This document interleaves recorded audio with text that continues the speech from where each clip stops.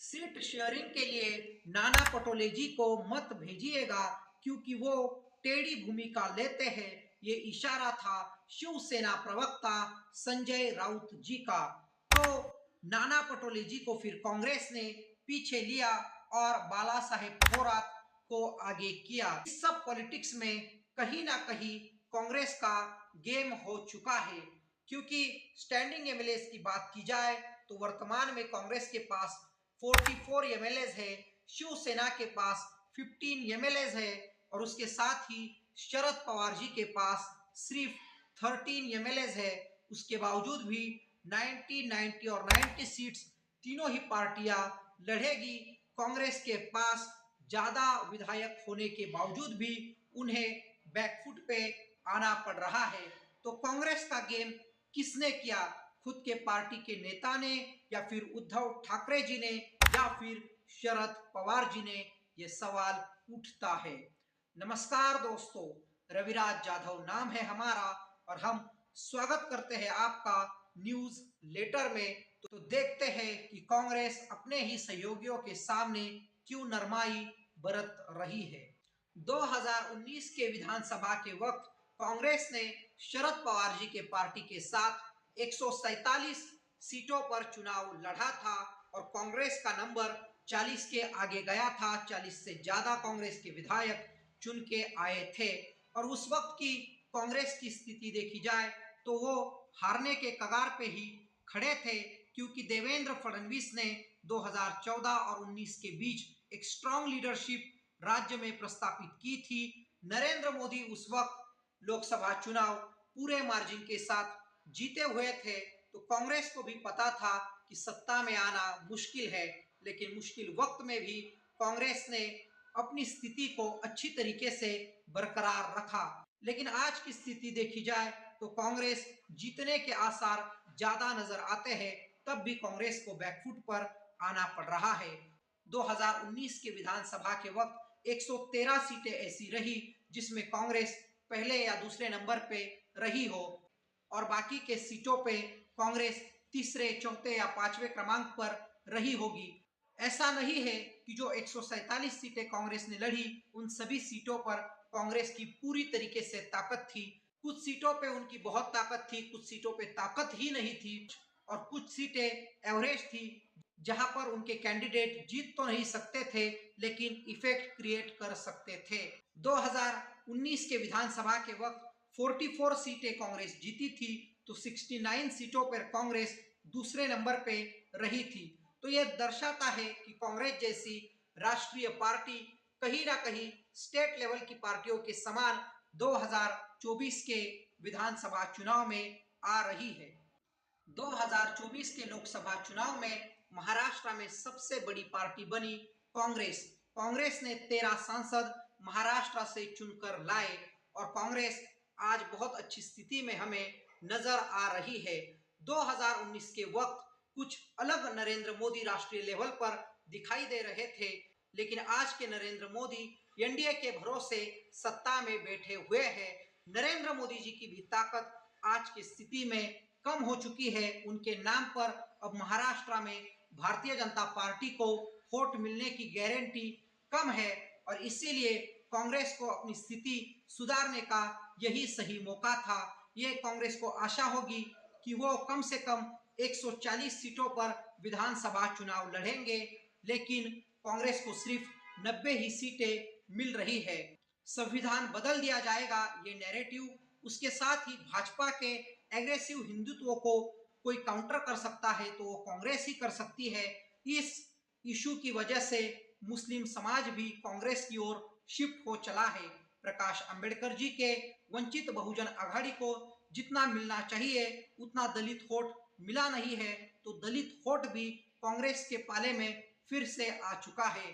कांग्रेस के अच्छे दिन आने ही वाले थे तो उन्हें कम सीटें लड़ने को मिली। कांग्रेस का गेम क्यों हुआ तो इसकी वजह बताई जाती है उद्धव ठाकरे जी की फालतू जिद। विदर्भ के रीजन में कांग्रेस डोमिनेंस क्रिएट करती है, लेकिन यहाँ की ही सीटें उद्धव ठाकरे कांग्रेस से मांग रहे हैं। वनी हो, रामटेक हो, इन विधानसभा की सीट्स पर कांग्रेस की अच्छी खासी ताकत है, लेकिन उद्धव ठाकरे के कैंडिडेट यहाँ पर जीतने के चांसेस काफी कम है। क्या फिर कांग्रेस के कैंडिडेट यहाँ से जीत सकते हैं? तो 100% कांग्रेस के कैंडिडेट जीतने की गारंटी नहीं है, लेकिन इफेक्टिव फाइट वो दे सकते हैं या फिर जीतने के चांसेस भी ज्यादा नजर आते हैं। और उद्धव ठाकरे यहाँ पर वही कर रहे हैं जो उन्होंने सांगली लोकसभा में किया था। सांगली लोकसभा में कांग्रेस को बिना सोचे समझे उन्होंने एक कैंडिडेट को खड़ा कर दिया और उस कैंडिडेट के खिलाफ विशाल पाटिल जो कि कांग्रेस से लिंक नेता थे, वो वहां पर इंडिपेंडेंटली लोकसभा का चुनाव जीत गए। तो ये उद्धव ठाकरे जी की फालतू जिद ही है जो कांग्रेस को बैकफुट पर ला रही है। और ठाकरे के कैंडिडेट ने सेटिस्फाई करने वाला जनमत भी सांगली लोकसभा में नहीं लिया था। एकनाथ शिंदे जी ने साथ छोड़ने की वजह से उद्धव ठाकरे माइनस हो गए और वो शरद पवार और कांग्रेस के सहारे इस माइनस को भरना चाहते हैं। लेकिन क्या उद्धव ठाकरे की ये जिद उन्हें प्लस में लाएगी, उनके पार्टी को विस्तारित करने में सफल रहेगी? तो इसका उत्तर ज्यादातर निगेटिव ही आता है, क्योंकि जहां पर ठाकरे के विधायक उन्हें छोड़कर शिंदे के साथ चले गए, उस जगह का दौरा उन्होंने किया नहीं, ज्यादा ध्यान उन्होंने दिया नहीं, ऐसा लोकल पत्रकार बताते हैं। उसके विपरीत शरद पवार जी भी अजित पवार जी की वजह से माइनस हुए थे। पॉलिटिकली स्ट्रांग शरद पवार जी ने मात्र उन जगह पर स्ट्रांग कैंडिडेट खड़े किए, उस जगह का दौरा किया और एक पॉलिटिकल रणनीति भी बनाई। तो शरद पवार जी और उद्धव ठाकरे जी में यही फर्क हमें नजर आता है। पॉलिटिकली शरद पवार जी, मेंटली शरद पवार जी ज्यादा स्ट्रांग उद्धव ठाकरे से हमें नजर आ रहे हैं कांग्रेस का इस्तेमाल करने में। अब जो उद्धव ठाकरे सरकार में मंत्री थे संजय राठौड़, वो भी ठाकरे का साथ छोड़कर एकनाथ शिंदे गुट में शामिल हो गए। उनके बंजारा समाज को कहीं ना कहीं आस थी कि उद्धव ठाकरे उन्हें रिस्पांस देंगे, लेकिन बंजारा समाज के बीच भी उद्धव ठाकरे कभी गए नहीं। तो यही उद्धव ठाकरे जी की कमजोरी है। अब विदर्भ की जगह वो कांग्रेस से मांग रहे हैं, लेकिन दक्षिण महाराष्ट्र में हातकणंगले, सांगली, सातारा, कोल्हापुर, इन जगहों पर जिद ठाकरे कर रहे हैं। कोल्हापुर की जगह तो उन्होंने छोड़ दी, हातकणंगले को भी पीछे छोड़ा, लेकिन सांगली कंट्रोवर्सी उन्होंने परमानेंट रखी है। मुंबई कोकण की जगह उद्धव ठाकरे कांग्रेस के लिए छोड़ नहीं रहे हैं। उद्धव ठाकरे आक्रामक होकर कांग्रेस से जगह मांग रहे हैं।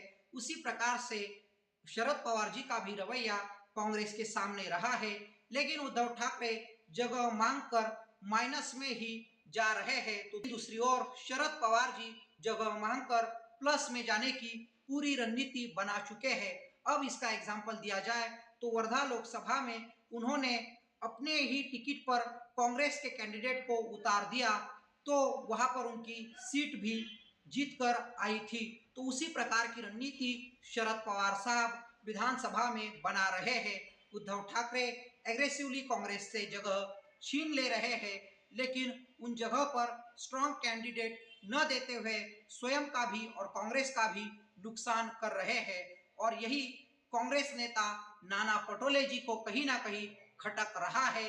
वो सत्य कहने की कोशिश कर रहे हैं। संजय राउत जैसे लोग उनके रवैये को टेढ़ा कहकर नाना पटोले जी को बैकफुट पे लाने की कोशिश कर रहे हैं।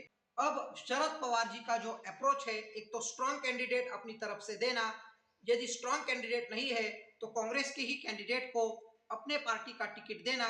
इससे एक बात होती है कि पार्टी में पॉलिटिकल डिफरेंस क्रिएट होते हैं, लेकिन जो मतदाता होते हैं या फिर ग्रासरूट वर्कर होते हैं वो इससे ज्यादा निराश नहीं होते। और इस प्रकार से शरद पवार और उद्धव ठाकरे कांग्रेस का पॉलिटिकल स्पेस खाने का काम कर रहे हैं। अब इंडिया अलायंस के रणनीति को एनडीए अलायंस के साथ कंपेयर किया जाए तो भारतीय जनता पार्टी 100 से ज्यादा सीटें वहां पर लड़ रही है और वो स्ट्रांग पार्टी अजित पवार जी के सामने और एकनाथ शिंदे जी के सामने स्पष्ट तौर पर दिख रही है।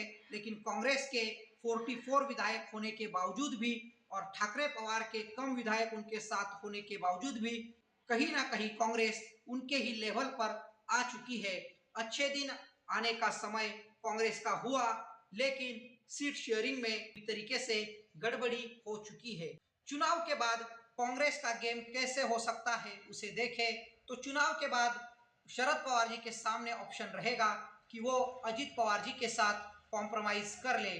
चुनाव के बाद उद्धव ठाकरे जी के सामने ऑप्शन रहेगा कि वो भारतीय जनता पार्टी के साथ नेचुरल अलायंस कहकर कॉम्प्रोमाइज कर ले, या शिंदे गुट में जो विधायक जा चुके हैं वो भी उद्धव ठाकरे जी के करीबी है, इसीलिए उद्धव ठाकरे और शरद पवार चुनाव के बाद कॉम्प्रोमाइज कर सकते हैं।